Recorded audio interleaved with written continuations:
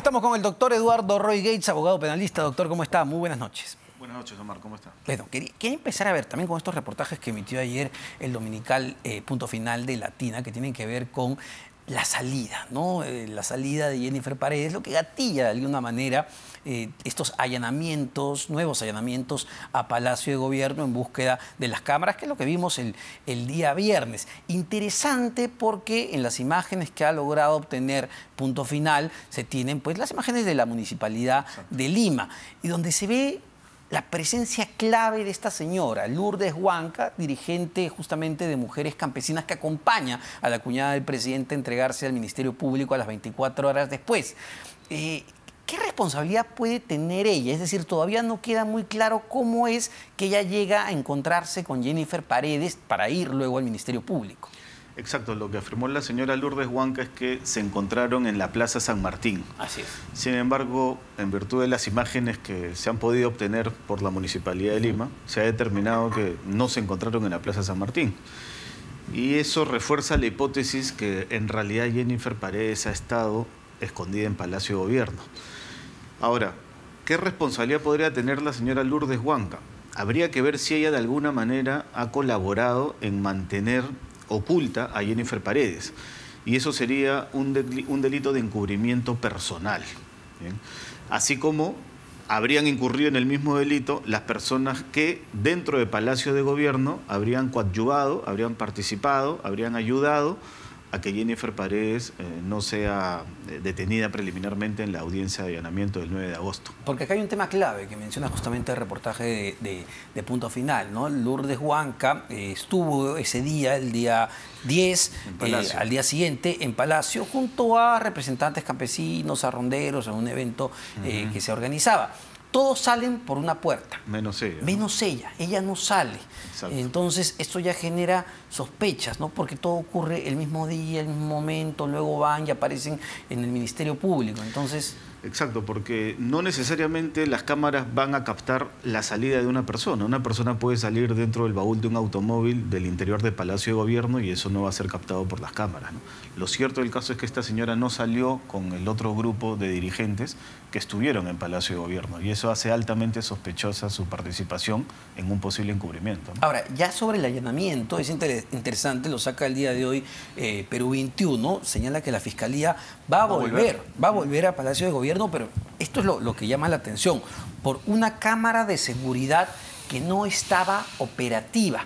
Y el tema es que cuando el fiscal pregunta, oigan, ¿por qué esa cámara no está operativa?, nadie le da razón. Y yo ya le pregunto, a ver, como abogado experto, usted ha trabajado con expresidentes, ¿es normal que en Palacio de Gobierno, el área que tendría que estar más protegida, donde cada una de las cámaras tendrían que funcionar por un tema de seguridad de Estado, una no funcione?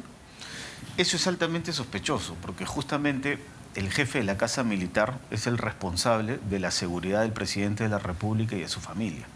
Y para poder brindar la seguridad del presidente de la República, todas las cámaras de Palacio de Gobierno tienen que estar perfectamente operativas. Lo que ha ocurrido es que una de ellas, o algunas, no han estado funcionando, y el Ministerio Público lo que va a hacer ahora es poder capturar estas cámaras para hacerle un peritaje y determinar por qué es que no funcionan. Si ha habido una manipulación para que no funcionen, si ha sido una falla técnica o cuál ha sido el motivo por el que no funcionen. Puede ser que se hayan apagado exprofesamente para que no capten determinadas imágenes. Puede ser que sí hayan captado las imágenes y que se hayan borrado, se hayan eliminado esas imágenes, lo que sería más grave aún, ¿no? Y por último, doctor, a ver, si la cámara no funcionaba, alguien en seguridad del Estado, en la Casa Militar, entiendo, tendría que dar las explicaciones del caso. No, sí, doctor, sí, fiscal, esa cámara no funciona desde tal fecha, le íbamos a cambiar, no le hemos cambiado, pero simplemente nadie explicó nada. Eso es muy raro en una entidad, insisto, como Palacio de Gobierno.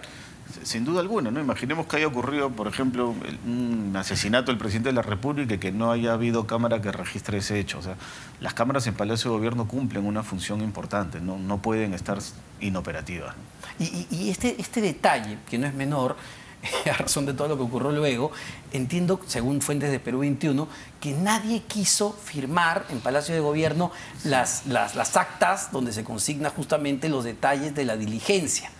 ¿Eso por qué? ¿A razón de qué? Claro, evidentemente nadie ha querido asumir responsabilidad sobre esas omisiones, ¿no?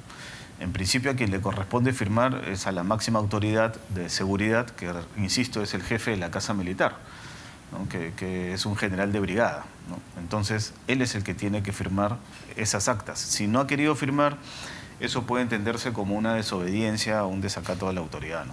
Ahora, exactamente, ¿no? Cuando ya se produce el allanamiento, si la Fiscalía, si el Ministerio Público determina que efectivamente hubo un intento de obstruir la justicia, de proteger, de encubrir a Jennifer Paredes para que ésta no sea detenida el 9 de agosto, ¿hasta dónde llega el nivel de responsabilidad? Porque uno podría decir, bueno, Pedro Castillo ya se le está investigando por tantas cosas, pero no solo es Pedro Castillo. Claro, ahí ocurre algo interesante, Omar, es importante tu pregunta porque si hubiera habido, ¿no?, un encubrimiento personal a Jennifer Paredes, o sea, si algunas personas han apoyado para ocultarla dentro del Palacio de Gobierno, habría que determinar si es que eso constituye o no constituye un nuevo delito. Ajá. Y ese nuevo delito es justamente el encubrimiento personal, pero ocurre lo siguiente, el Código Penal tiene una excusa absolutoria. ¿Qué quiere decir esto? Que si una persona muy cercana a otra ayuda a que esa otra persona escape de la justicia o ayuda a ocultarla frente a una orden de detención preliminar, esa persona, si tiene una estrecha relación, hablemos de un padre con un hijo, de un hermano con otro hermano, tiene una excusa absolutoria. Quiere decir que comete un hecho ilícito, pero por una decisión político-criminal no se sanciona penalmente a esa persona. Es decir, doctor, si me permite... En concreto, ¿no? Si el presidente de la República, ¿no?, si el presidente de la República se determina que él ha escondido a su cuñada, que también se le denomina hija porque dice que ellos son sus padres putativos, si él se determina que ha escondido a su cuñada, podría acogerse, podría hacer uso de la excusa absolutoria y no recibir una sanción penal. Pero ojo con esto, el hecho que no reciba una sanción penal no quiere decir que esa conducta no pueda ser utilizada en un futuro para afirmar que él está obstaculizando una investigación. Una cuestión es que no se le sancione penalmente por ese hecho, por ese delito, porque tiene la excusa absolutoria, y otra cuestión es que ese hecho sí puede ser valorado en un futuro, en un eventual proceso, para poder imponer una medida coercitiva como comparecencia con restricciones o incluso prisión preventiva. Y esto va justamente para todos los miembros que estuvieron ese día en Palacio de Gobierno, es decir, no solo el presidente de la República, que entiendo da la orden justamente al jefe de la Casa Militar, al general Mariscal, si no me equivoco, de que no ingrese nadie hasta que lleguen sus abogados, sino incluso la primera dama que estuvo ahí, es decir, todo el personal de Palacio que colaboró con ese proceso podría ser investigado, procesado. Sí, en realidad quien tiene la voz de mando, ¿no?, partiendo del presidente de la República y pasando por el jefe de la Casa Militar. Y finalmente los que ejecutan la orden también pueden ser pasibles de una investigación por ese delito de encubrimiento real.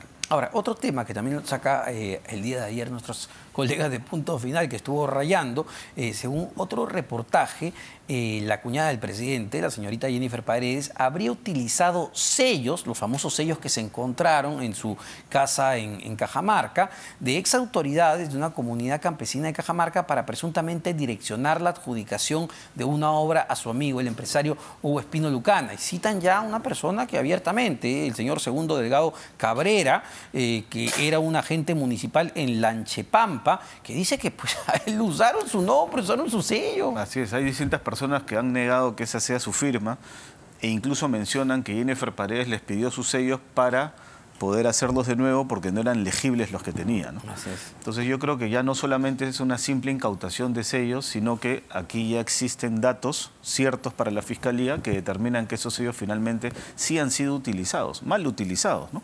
Lo cual también puede empeorar la situación de Jennifer Paredes en el proceso, ¿no? O sea, después de esta información que sale, incluso públicamente, una persona, porque ya son varias personas que dicen, oye, han usado mi firma, está esta persona que supuestamente era parte de un comité de entrega de una licitación que claramente dice, no, yo nunca firmé esto, ahora esta persona que dice que él nunca firmó, nunca selló eso, es decir, la situación de Jennifer Paredes, incluso el propio José Nenil Medina, hoy presos ambos, ¿se complica? Sin duda alguna. Es más, esas informaciones periodísticas van a ser necesariamente incorporadas en la investigación por parte del Ministerio Público. Y aquellas personas que están negando su anuencia o están negando que esa firma y los sellos son suyos, van a ser llamados a declarar a la investigación, sin duda alguna. Sin embargo, todavía todo esto no alcanza directamente al presidente de la República, Pedro Castillo. Es decir, nos seguimos quedando en, no los mandos medios, pero en un estrato todavía no hacia la cabeza. Es cierto eso, pero también es cierto que aquellas personas que se encuentran ahorita, en este momento, purgando una prisión preventiva, tienen la posibilidad de acogerse a una colaboración eficaz y narrar directamente a la Fiscalía si es que otras personas, como el presidente Castillo u otras personas, han participado directamente en estos hechos. Tienen esa posibilidad. Es más, las personas que se encuentran en prisión preventiva, que están sufriendo en carne propia esa medida coercitiva, ven que los demás están en libertad mientras ellos están purgando prisión. Entonces siempre es una alternativa a analizar el hecho del acogimiento a este proceso especial de colaboración eficaz. Esa es la única salida que tendrían, porque las pruebas, la abundante cantidad de pruebas que existe en su contra, hace determinar que el futuro para ellos va a ser bastante oscuro, ¿no? Bueno, a ver, y esta es una opinión, ¿no? Es muy difícil que Jennifer Paredes, siendo, digamos, la hija o familia directa del presidente de la República, Pedro Castillo, quiera incriminar a quien ella debe considerar su padre. Pero está el caso del alcalde de Anguía, José Nenil Medina, que según Bruno Pacheco sería el cajero del presidente de la República. Y ahí le pregunto, ¿cuánto se complica su situación de esta persona cuando la semana pasada han detenido a Daniel Obregón? ¿Quién es Daniel Obregón? Es, según Hugo Espino, uno de los principales financistas de la campaña del presidente de la República y que, según Espino, que ya es colaborador, habría recibido una obra a dedo por parte del propio alcalde de Anguía, José Nenil Medina, de 19 millones de soles, ni mucho menos. Y está detenido. En cualquier momento habla él, ya está hablando Hugo Espino, la situación del alcalde, que es sumamente joven, va a ver mucho más complicada. Así es, ¿no? Lo que Hugo Espino ha dicho es que esta obra de 19 millones de soles, que era para hacer la carretera que pasaba por donde quedaba el domicilio del presidente en Anguía, ha sido dirigida. Y si ha sido dirigida, quienes otorgan esas obras, que va a ser el alcalde, está directamente involucrado. Y esto es un dicho de un colaborador que no hay que menospreciarlo, porque muchas veces se dice, el colaborador se quiere salir del problema y se está inventando y está mintiendo. Para un colaborador no es sencillo mentirle al Ministerio Público, porque para obtener los beneficios de la colaboración eficaz, el colaborador tiene que corroborar sus dichos. Si no, simple y llanamente, no obtiene ningún beneficio. Entonces, no es muy inteligente por parte de una persona que aspira un beneficio, no es muy inteligente inventarse una historia, porque a la larga no va a poder corroborar esa mentira y el Ministerio Público no le va a otorgar ningún tipo de beneficio. Es decir, doctor, ahí es importante, ¿no? Porque justo hace un momento el congresista Jaime Quito de Perú Libre decía o denunciaba que muchas de estas colaboraciones se hacen sin presencia del abogado, de quienes van a colaborar, de una manera de presión. ¿Esto es cierto? A ver, ¿qué ocurre? La ley, que es el Código Procesal Penal, tiene dentro de sus articulados la parte específica del proceso especial de colaboración eficaz y el reglamento permiten que el fiscal sostenga conversaciones previas con el imputado incluso sin abogado. ¿Okay? Pero ya al momento en que se comienzan con las declaraciones y las corroboraciones, el imputado que se ha acogido a este proceso especial tiene la participación de un abogado. Hay un intento legislativo de modificar esta norma y ponerle un poco más de candados, hacerla un poco más de difícil aplicación, como por ejemplo, en este proyecto de ley se requiere que el fiscal superior esté presente en la declaración del colaborador. Bueno, y eso es imposible, ¿no? Porque hay un fiscal provincial que está a cargo del proceso. Entonces, sí es cierto que el fiscal puede tener conversaciones previas con un colaborador sin la presencia de un abogado, porque ocurre lo siguiente. En algunos supuestos, los abogados que defienden a una persona que está imputada no tienen conocimiento que su patrocinado se ha acogido a un proceso de colaboración con otro abogado. O sea, claro, no necesariamente uno tiene que ir con el mismo abogado que lo defiende en la carpeta abierta. Como pasó con Bruno Pacheco, ¿no? Exacto. Lo que llamaba bastante la atención. Exacto, lo que pasó con Bruno Pacheco. Su abogado que lo defendía en la carpeta abierta, llamémosla así, no tenía conocimiento que él ya se había acogido a un proceso de colaboración eficaz. Y eso no es inusual, eso ocurre en la práctica. Puede ser que quizás el imputado pierde confianza en el abogado que lo está defendiendo en la carpeta abierta y decide tomar los servicios de otro abogado para transitar por el camino de la colaboración eficaz. Ahora, ¿cómo hacemos ahora con el tema de la colaboración? Se lo preguntaba también a los congresistas en el hecho de que Samir Villaverde, uno de los primeros y principales colaboradores, que tiene que ver con el puente Tarata 3, no sé si decir, ha contradicho, pero ha dicho que él no conoce a ningún niño, como refirió Karenín López y como reiteró también Bruno Pacheco. Entonces, no es la primera vez que vemos ciertas contradicciones entre las declaraciones de estos primeros colaboradores sobre el caso Puente Tarata 3. ¿Esto debilita los argumentos?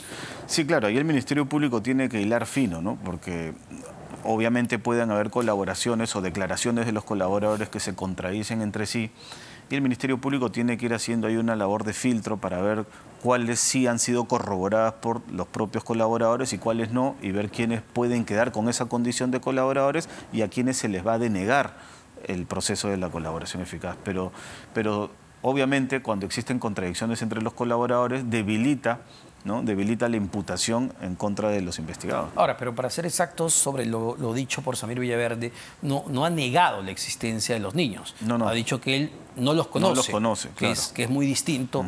Así que entiendo que tampoco ningún colaborador, y ahí usted sabe más, va a poner en juego su pellejo. Es decir, no tiene mucho sentido que alguien que aspira a la colaboración, a estar en libertad, le mienta a la Fiscalía. ¿Puede volver a la cárcel?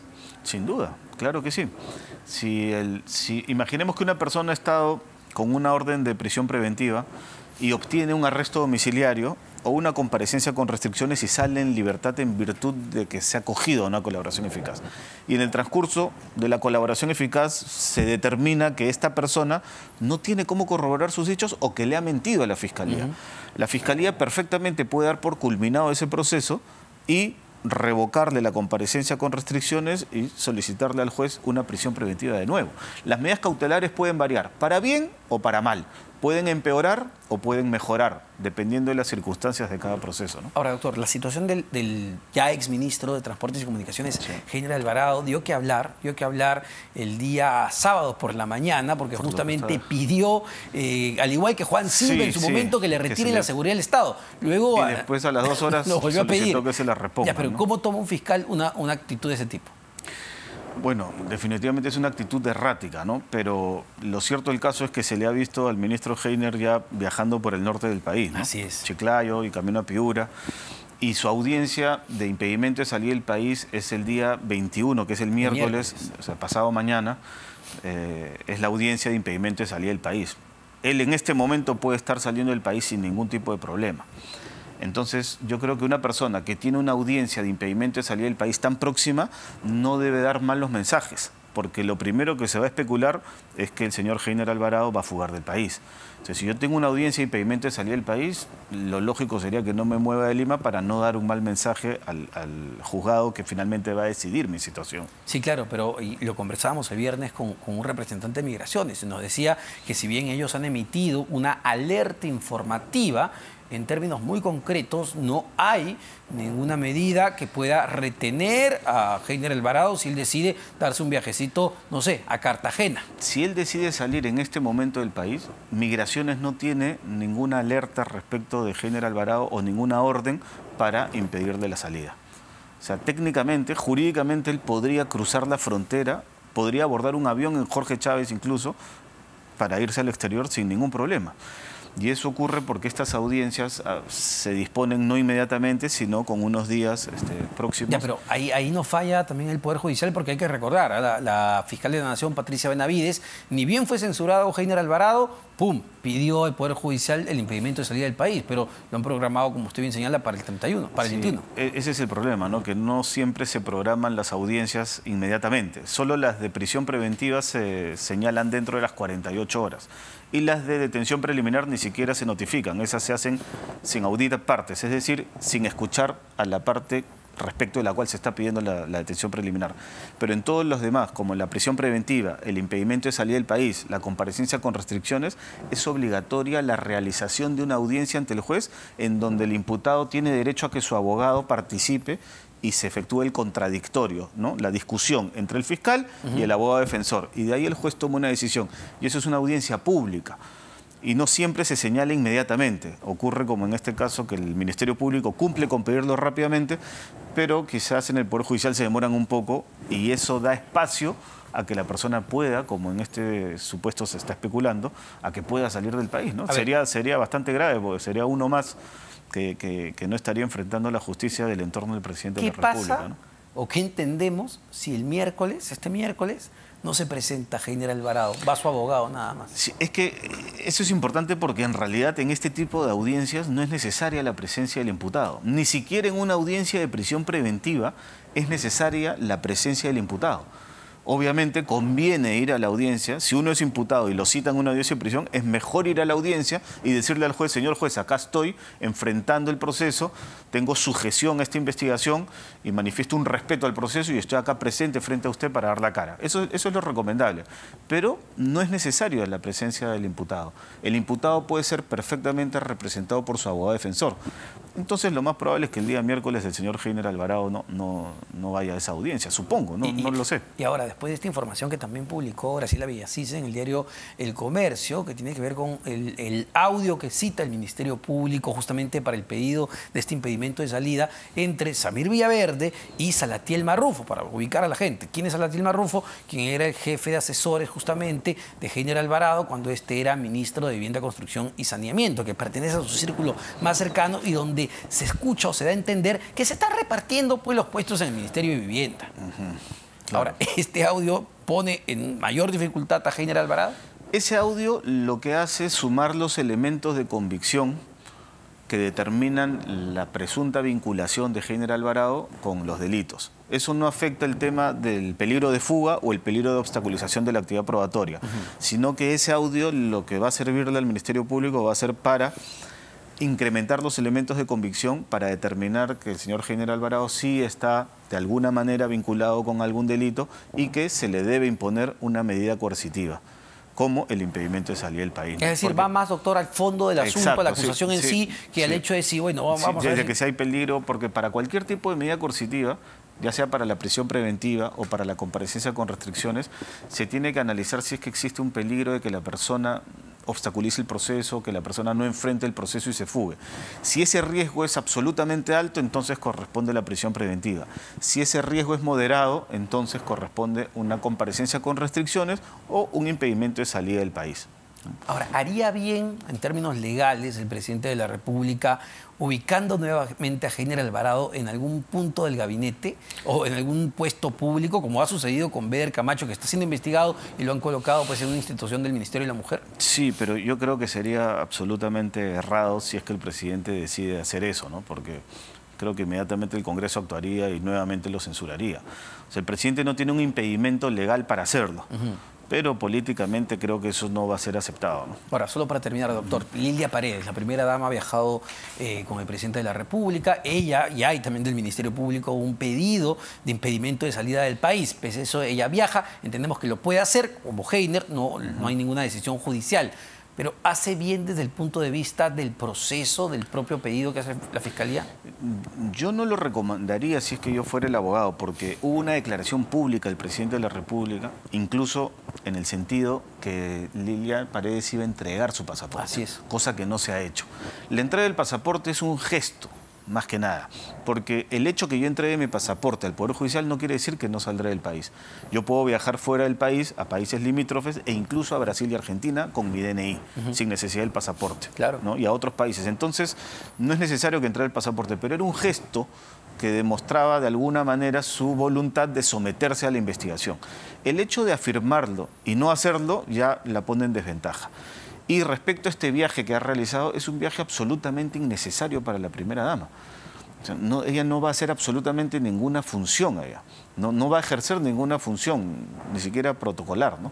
Entonces, me parece que no le suma a ella frente al Poder Judicial que va a tomar una decisión respecto a su impedimento de salida. Creo que lo más saludable para ella hubiera sido que se quede aquí en el país demostrando una sujeción a la investigación, porque incluso se puede especular que no va a regresar. Y obviamente eso ya sería nefasto para ella misma, porque definitivamente se declararía no solamente fundado un impedimento de salida del país, sino que el hecho que no regrese puede dar lugar a un requerimiento de prisión preventiva.